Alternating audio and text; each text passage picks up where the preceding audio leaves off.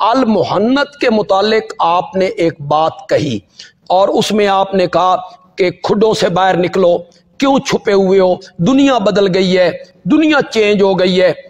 मैं कहता हूं कि हम किसी खुड में नहीं है, हम बिल्कुल वाज़े तौर पर सामने हैं। लेकिन जब कराची के मौलाना मुफ्ती तारिक मसूद जेहलम में आपके घर में आपके शहर में अल मुहन्नत पे बात करने के लिए आए थे, तो आप किस खुड में छुपे हुए थे, आप किस खुड में मौजूद थे? आपको निकलने की तौफीक नहीं हुई। और मजे की बात यह है कि आपकी अहलिया आपको कहती रही कि निकलें, लेकिन आपने अपनी अहलिया की बात भी नहीं मानी, किसी की बात आपने नहीं मानी, आप खुडों में रहे।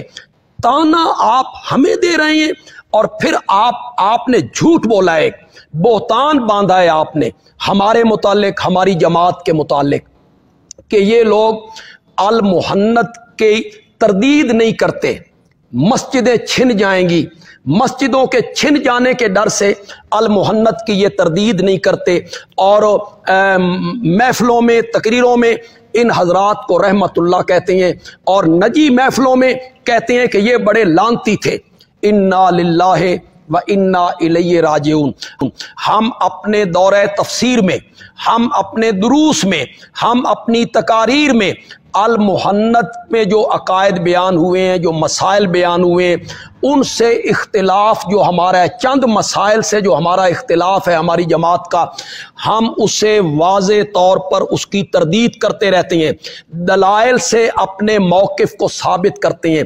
लेकिन हम में से किसी मोतबर आलिम ने, हमारे किसी मोतबर खतीब ने आज तक अल मुहन्नत के तायीद कुनिंदगान या अल मुहन्नत को तहरीर करने वाली शख्सियत या उनके तायीद करने वाले जो उलमा हैं, इनके मुतालिक लानती का लफ्ज़ हम में से किसी मोतबर आलिम और खतीब ने आज तक इस्तेमाल नहीं किया है।